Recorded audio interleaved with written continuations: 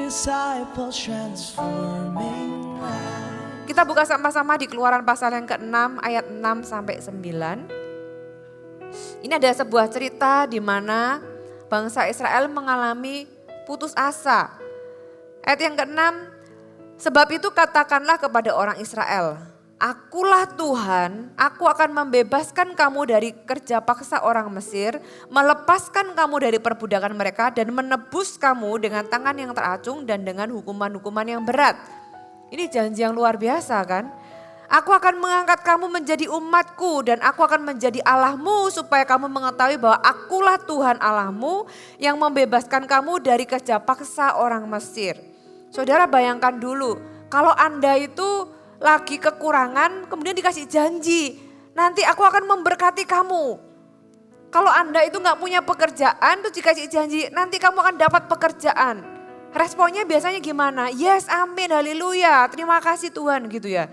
Nah coba perhatikan, ayat 8, Tuhan masih kasih janji, dan aku akan membawa kamu ke negeri yang dengan sumpah telah kujanjikan memberikannya kepada Abraham, Ishak dan Yakub. Dan aku akan memberikannya kepadamu untuk menjadi milikmu, akulah Tuhan. Lalu Musa mengatakan demikian, janji-janji itu disampaikan kepada orang Israel. Tetapi mereka tidak mendengarkan Musa karena mereka putus asa dan karena perbudakan yang berat itu. Saudara, bahaya keputusasaan membuat kita sampai gak mau dengar firman Tuhan. Orang itu kalau sudah putus asa itu sampai gak bisa diajak ngomong lagi. Orang itu kalau sudah putus asa, bahkan janji yang seluar biasa ini pun mereka itu sudah gak peduli lagi. Saudara, keputusasaan itu sesuatu yang real. Sesuatu yang siapapun bisa alami. Pernahkah Anda putus asa di dalam hidup ini? Mungkin di dalam pekerjaan Anda coba lagi, Anda usaha, tapi belum berhasil. Atau mungkin sebagai orang tua Anda putus asa. Dan sebagainya. Putus asa itu adalah sesuatu yang real. Dan putus asa ini sebenarnya range-nya cukup luas ya saudara. Dari perasaan sesaat, aduh aku putus asa. Atau sesuatu yang lama sampai jiwa yang sakit. Putus asa ini bisa sifatnya situasional, psikologis dan juga rohani. Tapi apapun itu, putus asa adalah putus asa, di mana itu sesuatu yang negatif yang membuat kita itu bahkan gak bisa menerima janji Tuhan. Kita menjadi orang yang apatis, menjadi orang yang dingin. Ya, kalau itu sekedar feeling sesaat, normal. Setiap kita pernah yang namanya putus asa. Tapi kalau itu cukup lama dan mempengaruhi banyak keputusan dalam kehidupan Anda butuh jalan keluar karena Tuhan tidak mau Anda tinggal di sana. Itu bukan tempat di mana kehendak Tuhan dalam kehidupanmu. Putus asa adalah ketika kita sudah merasa tidak punya harapan lagi. Kita masih hidup tapi sebenarnya kita sudah mati di dalam. Kita kayak zombie aja. Orang yang putus asa itu kayak gitu. Mereka gak bisa hidup. Kenapa? Karena something inside is dead. Mati, pengharapannya mati. Kepercayaannya mati, imannya mati. Mereka menjalani hidup karena masih ada nafas saja. Tapi mereka putus asa. Seperti orang Israel. Putus asa, kita bisa putus asa karena apa? Karena penderitaan yang terlalu berat. Karena penderitaan yang terlalu lama. Karena doa yang lama gak dijawab-jawab. Ya, kekecewaan yang sangat dalam dan pengharapan yang gak kunjung datang. Itu bisa membuat kita sampai di titik yang namanya putus asa. Pertanyaannya, apakah putus asa itu dosa? Menurut Anda putus asa itu dosa atau tidak? Perasaan negatif seperti frustasi, marah, sedih, tertuduh, cemas, khawatir itu bukanlah dosa. Saudara, itu hanyalah ekspresi, hanyalah indera kita di dalam itu mengekspresikannya berupa perasaan. Kayak Anda pegang sesuatu panas, sakit karena panas. Nah itu kita punya indera, kita bisa tahu. Perasaan kita itu bisa merasakan sebagai respon dari apa yang terjadi. Tapi perasaan-perasaan itu termasuk putus asa sendiri bukanlah dosa. Hanya bisa menjadi dosa sama seperti marah ya. Marah dosa enggak? Enggak. Tapi bisa menjadi dosa kalau tidak dibereskan. Bisa menjadi dosa kalau itu dibiarkan terus dalam kehidupan kita. Dan membuat kita berbuat dosa. setidaknya membuat kita kehilangan banyak berkat Tuhan kalau kita tinggal terus di dalam keputusasaan. Dan seringkali keputusasaan adalah sesuatu yang tidak terlihat. Dan kalaupun terlihat, contohnya saya lihat nih ada orang yang putus asa di depan saya. Saudara, saya nggak bisa menggantikan orang tersebut. Orang yang putus asa itu harus menghadapinya dan menang atasnya. Saudara, itulah keputusasaan. Tuhan mau hidup kita tuh luar dalam utuh. Tapi orang yang putus asa itu dalamnya runtuh. Tuhan mau kita utuh luar dan dalam. Nah, kadang-kadang kita berpikir, oh orang yang putus asa itu adalah orang karena dia tuh jauh dari Tuhan. Ya kan? Kita kadang berpikir orang yang bisa putus asa itu adalah orang yang gak punya iman. Bukan anak Tuhan, apalagi yang sudah lama gak dapat kerjaan, yang punya masalah keuangan, yang punya masalah kesehatan terus menerus, yang hubungannya rusak. Saudara, kenyataannya putus asa itu tidak memilih orang. Putus asa itu bisa terjadi kepada siapapun, bahkan orang yang paling kita tidak pernah pikirkan. Salah satunya adalah Salomo. Salomo di dalam segala kesuksesannya, dia bisa putus asa. Kita buka ayatnya di Pengkhotbah pasal yang kedua ayat yang ke-20. Salomo loh saudara, kurang apa? Gak punya apa, coba sebutkan apa yang dia gak punya. Ya kalau secara materi gak ada satupun orang yang menyamai dia. Istri kurang banyak apa lagi gitu ya. Famous atau fame, dia sudah paling tinggi. Di dalam semua yang dia punya dikatakan dengan demikian aku mulai putus asa terhadap segala usaha yang kulakukan dengan jerih payah di bawah matahari. Bangun istana ya sampai 7 tahun, bangun bait Allah sedemikian rupa. Dengan segala usahanya dia bilang putus asa. Kita bisa tahu bahwa putus asa itu bisa terjadi kepada semua orang. Bahkan orang yang seperti sehebat Salomo sekalipun. Ya selain itu siapa lagi tokoh-tokoh Alkitab. Mereka adalah orang-orang saleh yang dipakai Tuhan. Tapi di dalam kehidupannya tiba-tiba mereka itu seperti Titanic yang nabrak gunung es. Tiba-tiba tenggelam. Ayub 23 ayat yang ke-6, Ayub 23 ayat 16. Allah telah membuat aku putus asa. Yang Maha Kuasa telah membuat hatiku gemetar. Dia mengakui bahwa Tuhan, aku putus asa. Dia itu sakit. Saudara bisa bayangkan Anda gatal. Saya lihat kalau orang alergi gatal itu aja kasihan. Dia itu gatal seluruh tubuh. Itu dia itu garuk sampai berdarah-darah di seluruh tubuhnya. Dan itu gak hilang-hilang loh saudara, itu kalau gak sampai membuat dia putus asa, benar-benar iblis tuh membuat dia sakit sampai dia putus asa. Istrinya itu bilang sudahlah kamu kutuki aja Tuhan, sudah mati aja. Bukan karena istrinya ini marah atau gimana, siapa yang tega saudara suaminya sakit kayak gitu. Dia itu ngomong gitu supaya karena dia ingin suaminya itu gak menderita terus. Ayub itu putus asa dengan apa yang dia alami. Siapa orang di tempat ini yang pernah alami separah Ayub? Anaknya mati seketika, gak satu-satu loh saudara. Langsung 10 itu mati. Kemudian semua harta bendanya kita aja ya. Kalau harta benda kita habis bangkrut, orang tuh bisa sampai gila loh saudara. Anaknya masih hidup. Ini anaknya mati, hartanya habis, dia sendiri sakit gak sembuh-sembuh dan gatel itu annoying saudara. Berdarah di mana-mana. Dia bilang Allah telah membuat aku putus asa. Yang Maha Kuasa telah membuat aku gemetar. Siapa lagi? Daud. Mazmur 69 ayat 20 sampai 21. Celah itu telah mematahkan hatiku dan aku putus asa. Aku menantikan belas kasihan tetapi sia-sia. Menantikan penghibur-penghibur tetapi tidak kudapati. Bahkan mereka memberi aku makan racun. Dan pada waktu aku haus mereka memberi aku minum anggur asam. Daud pernah mengalami satu titik di mana dia putus asa dengan apa yang dia alami. Dia dikejar sama Saul itu 13 tahun saudara. Dan dia benar-benar sampai di titik putus asa. Paulus 2 Korintus 1 ayat 8. Sebab kami mau saudara-saudara supaya kamu tahu akan penderitaan yang kami alami di Asia Kecil. Beban yang ditanggungkan atas kami adalah begitu besar dan begitu berat. Sehingga kami putus asa juga akan hidup kami. Saudara kalau cari kata putus asa banyak di Alkitab. Dan yang ngomong ini itu bukanlah orang yang tidak takut akan Tuhan. Bukanlah orang yang jauh dari Tuhan. Bukan orang yang memberontak sama Tuhan. Tapi orang-orang yang notabene tokoh-tokoh besar yang kita kenal. Ketika saya sebut namanya Anda langsung tahu siapa mereka.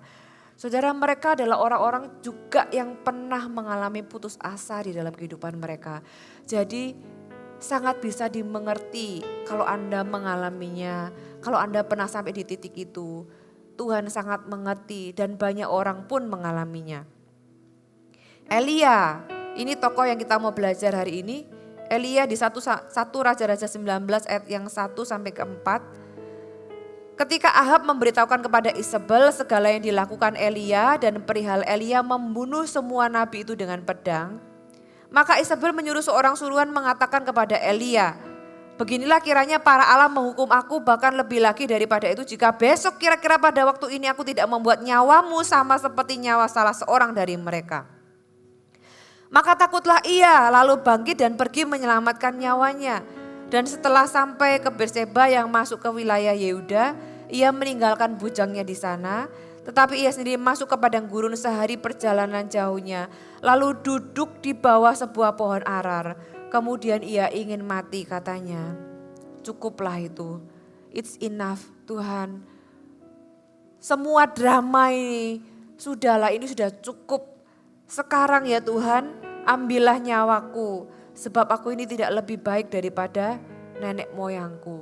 Elia putus asa, memang tidak ditulis kata putus asa di sini. Tapi dari ekspresinya kita tahu bahwa Elia itu putus asa. Ciri orang-orang yang putus asa, mereka bisa sampai di titik menyerah. Ya, ingin mati, menarik diri secara sosial karena merasa menjadi beban bagi orang lain. Orang yang putus asa tidak tahu sampai kapan aku ini bisa bertahan. Merasa terjebak dan tidak bisa menemukan jalan keluar. Tidak bisa melihat hal yang baik di masa depan. Merasa hidup itu sia-sia. Merasa sendiri dan tidak ada yang peduli. Saudara, mungkin ketika saya mengatakan hal ini, Anda berkata bahwa itu saya. Atau Anda tahu orang lain di sekitar Anda sedang mengalaminya. Ya, Anda perlu tahu bahwa cerita di mana Elia ini putus asa adalah cerita setelah dia membunuh 800 nabi Baal, setelah dia menurunkan api dari langit. Dia gak tiba-tiba sepanjang dia bergumul terus dia putus asa, yaitu orang menderita terus putus asa, yaitu seringnya demikian. Tapi Elia ini kemarin, just yesterday, baru mendatangkan api dari langit, spektakuler loh itu. Baru menggorok 850 nabi Baal. Itu kalau gak punya keberanian yang besar, gak punya iman yang luar biasa, gak mungkin itu terjadi. Tapi sehari kemudian kita mungkin bisa bertanya-tanya, loh imannya kemarin kemana? Iman yang membuat dia itu bisa menurunkan api dari langit harusnya bisa membuat dia datang ke istana dan bilang, suruh Isabel keluar. Aku mau ketemu sama Isabel, turunin api lah dari langit buat Isabel, kan bisa. Kenapa dia lari? Dia putus asa. Saudara, kenapa dia putus asa? Karena dia merasa semuanya sia-sia. Bukan karena dia takut, ya dia takut dia menyelamatkan nyawanya. Dia pergi ke padang gurun karena menyelamatkan nyawanya. Padahal dipikir-pikir buat apa dia nyelamat nyawanya ya. Orang dia bisa turunin api dari langit, kenapa gak suruh turunin api aja ke istana supaya semuanya dibakar. Tapi dia malah pergi dan bilang sama Tuhan, Tuhan cukuplah, ambil aja nyawaku. Karena dia merasa semua yang dia lakukan selama ini sia-sia. Sudah tahu siapa Elia? Elia itu out of nowhere, tiba-tiba ada namanya muncul dan langsung ketemu sama Raja Ahab. Ngasih tahu bahwa orang Israel itu sudah berbuat jahat dan karena itu orang Israel akan ada kekeringan selama 3,5 tahun. Ya, Nabi ini tiba-tiba muncul aja. Dan Elia itu, dia itu menunjukkan bahwa Allah lebih berkuasa daripada Baal. Dia itu datang kepada Ahab, kemudian memang terjadi 3,5 tahun gak ada hujan gitu ya. Kemudian dia menurunkan api dari langit. Dia menunjukkan kepada dunia bahwa Tuhan itu lebih besar dari Baal. Tapi setelah apa yang dia lakukan itu tetap tidak membuat orang Israel bertobat. Itu yang membuat dia mau mati. Bukan karena ancamannya Isabel. Dia merasa Tuhan, aku ini sudah berbuat semua yang aku bisa. Tapi mana hasilnya? Kira-kira demikian teriakannya. Adakah orang di tempat ini juga punya jeritan hati yang sama? Aku ini sudah coba semua cara. Tapi mana hasilnya aku gak lihat. Mungkinkah itu di dalam parenting Anda? Aku coba didik anakku sebaik mungkin. Nah kok jadinya malah kayak gini. Aku ini sudah berusaha cara ini, cara itu, kerja ini, kerja itu. Mana hasilnya? Elia pun mengalami hal yang sama. Anda mungkin sudah berusaha menjadi yang terbaik sebagai pasangan. Tapi Anda merasa semua usaha Anda sia-sia karena Anda gak mendapatkan respon yang baik. Anda sudah berdoa supaya pasangan Anda, orang tua Anda atau mungkin anak Anda itu bertobat. Tapi tetap gak ada tanda-tanda. Itu bisa membuat kita sampai di titik yang namanya putus asa dan berkata ya sudahlah Tuhan ya sudah cukup. Tapi perhatikan itu satu perkara putus asa. Pertanyaannya respon Tuhan terhadap orang yang putus asa bagaimana?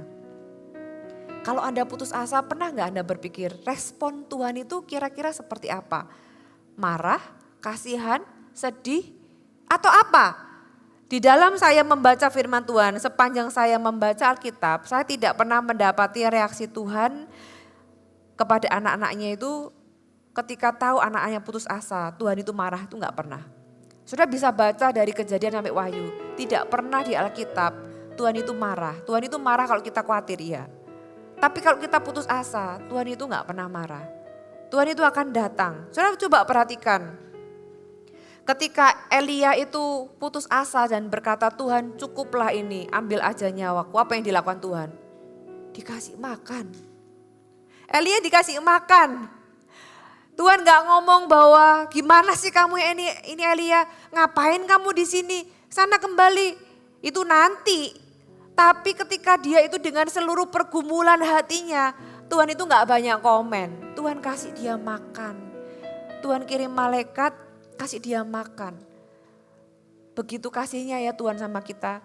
Ketika Elia ada di dalam kehendak Tuhan, dia pergi ke sungai Kerit di mana ada berkat Tuhan.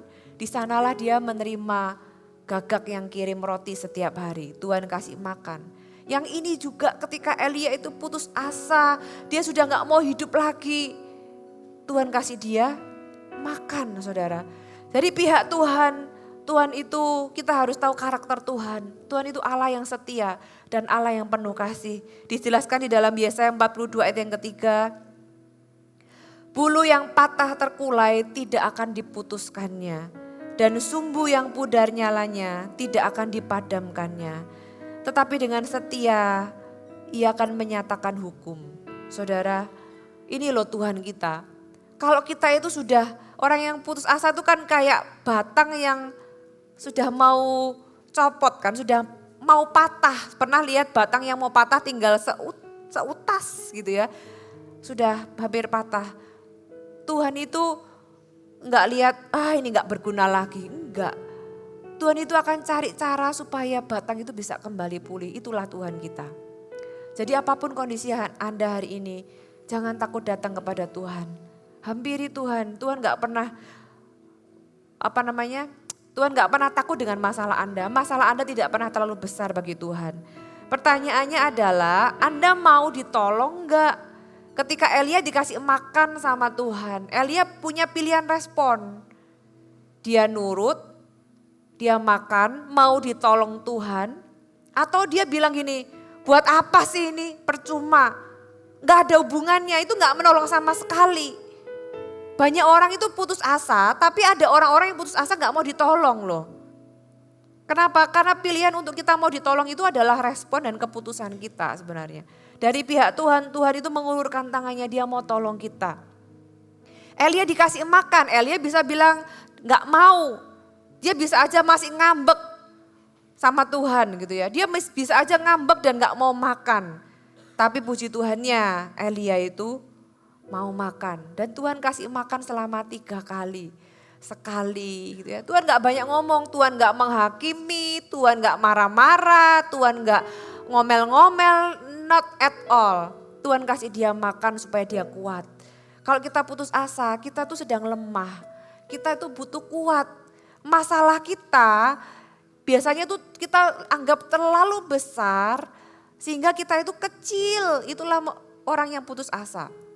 Penderitaan yang berat tadi dikatakan orang Israel putus asa. Karena masalahnya terlalu besar, kekuatannya terlalu kecil. Nah, bagaimana kita mengatasi keputusasaan adalah ketika kitanya lebih besar dari masalah kita. Masalah itu akan menjadi kecil, bukan mengecil. Tapi kitanya yang tambah besar sehingga masalah itu terlihat lebih kecil. Makanya Tuhan kasih dia makan, dia kasih makan, Tuhan kasih makan. Supaya Elia jadi kuat. Makanya dia bisa jalan lagi dan ketemu Tuhan lagi, ketemu sama kehendak Tuhan lagi. Karena firman Tuhan juga katakan bahwa pencobaan yang kita alami adalah pencobaan-pencobaan yang biasa yang tidak melebihi kekuatan kita. Roma pasal yang ke-15 ayat yang ke-13. Semoga Allah sumber pengharapan memenuhi kamu dengan segala sukacita dan damai sejahtera dalam iman kamu, supaya oleh kekuatan Roh Kudus kamu berlimpah-limpah dalam pengharapan. Saudara, Yesus yang kita sembah itulah pengharapan kita. Orang yang putus asa adalah orang yang putus pengharapan. Namanya putus asa. Asa itu kan pengharapan. Di dalam Tuhan Anda bisa selalu menemukan harapan yang baru. Karena dia adalah sumber, katakan sumber. Sumber itu sesuatu yang akan keluar terus. Sumber dikatakan sumber air. Sumber air itu berarti dia akan keluar terus. Tuhan katakan semoga Allah itu digambarkan sebagai sumber pengharapan. Kalau hari ini Anda kehilangan pengharapan, kalau Anda hari ini habis pengharapan, lihatlah kepada Allah yang kita sembah. Allah yang Anda sembah adalah Allah yang bisa memberikan harapan yang baru. Di ratapan dikatakan tidak berkesudahan kasih setia Tuhan, selalu baru setiap hari. Selalu ada harapan yang baru setiap hari. Roma 5 ayat yang keempat, dan pengharapan tidak mengecewakan. Karena kasih Allah telah dicurahkan ke dalam hati kita oleh Roh Kudus yang telah dikaruniakan kepada kita. Pengharapan di dalam Tuhan itu tidak pernah mengecewakan. Anda berharap, satu titik Tuhan tidak pernah akan mengecewakan kita. Jadi bagaimana kita bisa mendapatkan pengharapan kita kembali. Bagi orang-orang yang putus asa, mungkin hari ini Anda tidak putus asa. Simpanlah ini firman Tuhan itu Anda makan, Anda simpan. Saya bilang tadi pagi bahwa hidup kita, pikiran kita itu seperti komputer. Kita harus kasih makan sama firman. Supaya setiap kali kita butuh, kita punya. Tapi kalau kita gak pernah kasih makan pikiran kita sama firman, ketika krisis terjadi dalam kehidupan kita gak punya amunisi, kita gak punya sesuatu untuk kita pegang. Saudara, kita gak tahu apa yang terjadi di depan, saya gak mendoakan ada hal yang buruk terjadi, tapi hal yang pasti manusia alami adalah kita itu selalu selama hidup itu pasti punya masalah. Dan masalah itu bisa membuat kita sampai di titik putus asa. Tapi di dalam Kristus, sebagai anak-anak Allah, Anda harus tahu bagaimana mendapatkan pengharapan Anda kembali.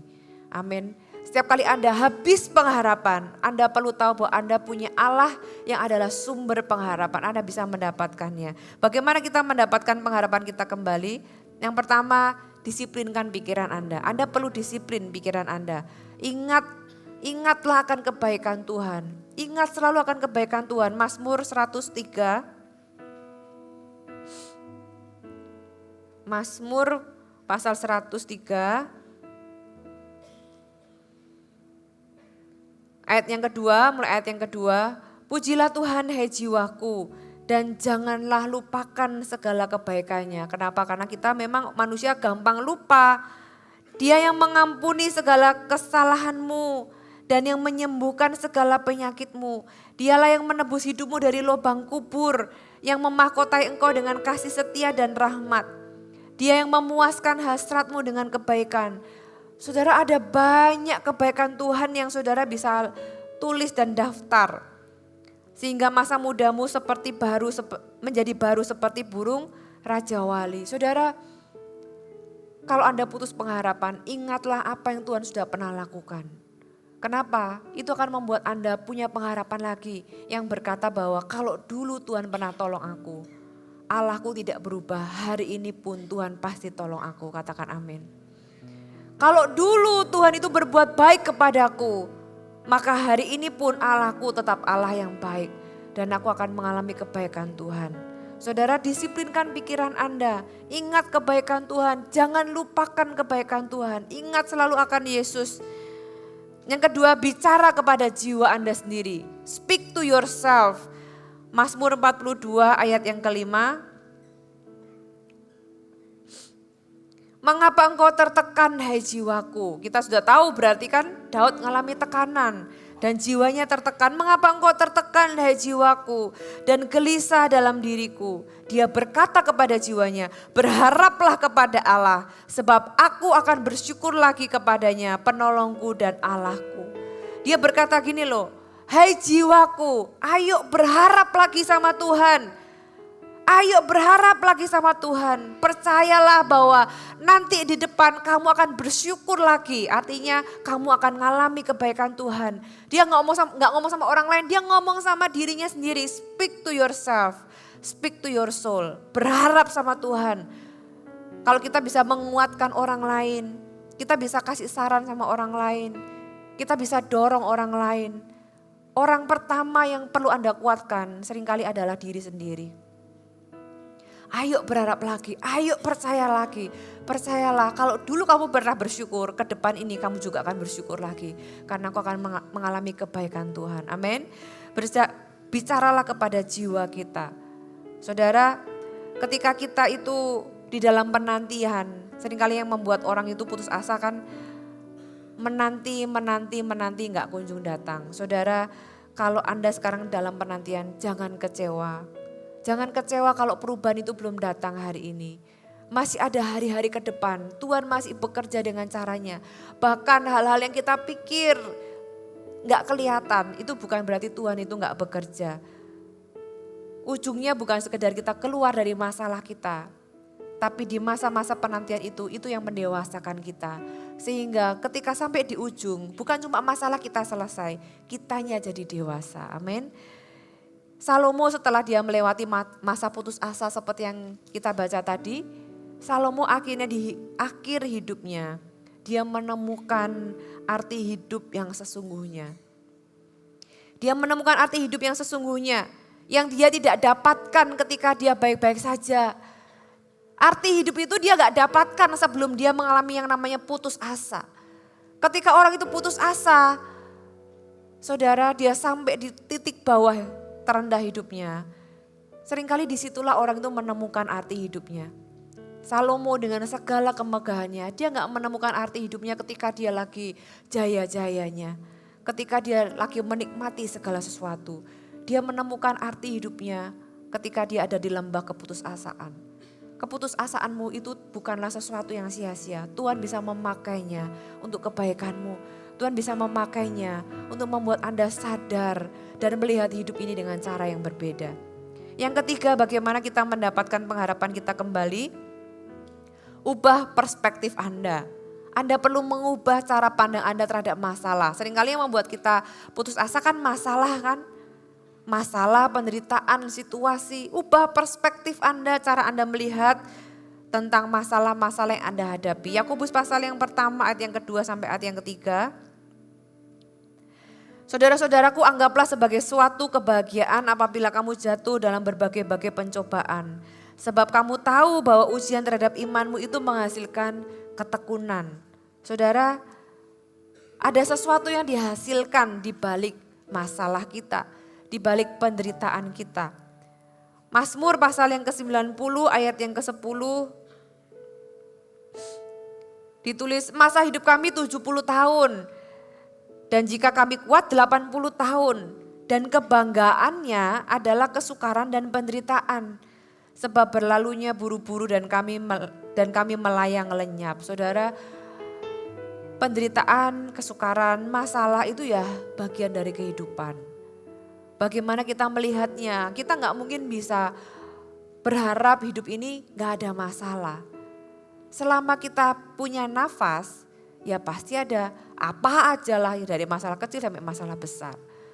Tapi membuat kita putus asa itu tidak mengubah masalah kita. Yang kita perlu ubah adalah perspektif kita dalam melihat masalah, saudara ya. Yang pertama, sudah bisa catat, masalah di dalam hidup itu adalah kesempatan melihat tangan Tuhan bekerja dalam hidup kita. Yes, masalah itu adalah tempat di mana kita bisa melihat Tuhan bekerja dalam hidup kita. Dalam keadaan apa Tuhan itu ditulis sebagai penolong yang sangat terbukti dalam kesesakan. Ayatnya di Mazmur pasal yang ke-46 ayat yang kedua. Allah itu bagi kita tempat perlindungan dan kekuatan. Sebagai penolong dalam kesesakan sangat terbukti. Saudara, kesesakan dulu baru kita ngalami Tuhan sebagai penolong. Nah kalau kita ini dalam kondisi gak perlu ditolong ya kita gak akan pernah ngalami Tuhan sebagai penolong. Kalau misalnya orang mau terima kesembuhan syaratnya apa? Punya iman, iya itu satu. Tapi kalau Anda gak sakit Anda gak perlu terima mujizat kesembuhan. Saudara, masalah yang kita hadapi, yang kita gak bisa hindari ya maksudnya. Kalau kita bisa hindari masalah, hindari masalah. Hindari apa yang kita nggak perlu lalui. Mintalah hikmat sama Tuhan supaya kita nggak perlu melalui masalah-masalah yang nggak perlu kita lalui. Tapi kalau ada masalah yang memang harus kita lalui yang di luar kontrol kita, saudara, itu adalah kesempatan untuk kita bisa melihat tangan Tuhan bekerja dalam kehidupan kita. Lihatlah masalah sebagai cara kita mengenal Tuhan lebih lagi. Anda bisa definisikan Tuhan lewat pengalaman-pengalaman Anda. Dan biasanya saudara, pengenalan akan Tuhan itu semakin dalam ketika kita ada dalam masalah. Yang kedua, bagaimana kita mengubah perspektif kita tentang masalah. Masalah adalah kesempatan untuk mengembangkan potensi di dalam diri kita. Firman Allah katakan, besi menajamkan besi, manusia menajamkan sesamanya. Ya, gesekan itu atau masalah itu adalah kesempatan untuk kita mengembangkan potensi di dalam diri kita, saudara. Yang ketiga, masalah dalam hidup adalah peluang untuk belajar bergantung sama Tuhan. 2 Korintus pasal yang pertama ayat yang ke-8. Ini yang tadi saya bacakan ya ayat 8 sampai 9. Sebab kami mau saudara-saudara supaya kamu tahu akan penderitaan yang kami alami di Asia Kecil. Beban yang ditanggungkan atas kami adalah begitu besar dan begitu berat sehingga kami telah putus asa juga akan hidup kami. Bahkan kami merasa seolah-olah kami telah dijatuhi hukuman mati. Tetapi hal itu terjadi, perhatikan, supaya kami jangan menaruh kepercayaan kepada diri kami sendiri. Tetapi hanya kepada Allah yang membangkitkan orang-orang mati. Ini maksudnya apa sih? Bukan tentang kematian. Ini maksudnya tentang ini loh. Rasanya sudah mau mati. Rasanya itu sudah mati di dalam. Dan karena itu orang itu Paulus akhirnya menyadari bahwa kemenangannya dia, kemampuannya dia, kekuatannya dia itu berasal dari Tuhan. Supaya kita itu enggak menaruh kepercayaan terhadap diri sendiri. Karena Paulus itu akhirnya tahu bahwa kekuatanku ini enggak cukup. Sampai aku tuh di titik merasa seperti dijatuhi hukuman mati. Tapi disitulah aku tahu bahwa aku bisa percaya kepada Allah yang membangkitkan orang-orang mati. Jadi pengharapan yang mati itu bisa dibangkitkan, saudara. Masalah dalam hidup kita adalah peluang untuk kita belajar bergantung sama Tuhan. Ya, jadi masalah itu normal, wajar. Tapi bagaimana kita menghadapinya tanpa Tuhan, kita pasti akan sampai di titik putus asa. Di titik putus asa pun Anda tetap bisa bergantung sama Tuhan. Karena dialah sumber pengharapan kita. Yang keempat, masalah hidup itu terjadi supaya kita belajar mengembangkan karakter. 2 Korintus pasal yang ke-12 ayat yang ke-7. Dan supaya aku jangan meninggikan diri karena pernyataan-pernyataan yang luar biasa itu. Maka aku diberi satu duri dalam dagingku, yaitu seorang utusan iblis untuk menggocok aku supaya aku jangan meninggikan diri. Anda pernah nggak ada orang di dekat Anda itu yang annoying, yang menjengkelkan, yang aduh rasanya orang ini gitu ya, selalu berusaha menjatuhkan Anda, selalu berusaha menggocoh Anda, selalu pokoknya orang ini tuh bikin masalah terus di dalam hidupku. Kira-kira Paulus itu kayak gitu.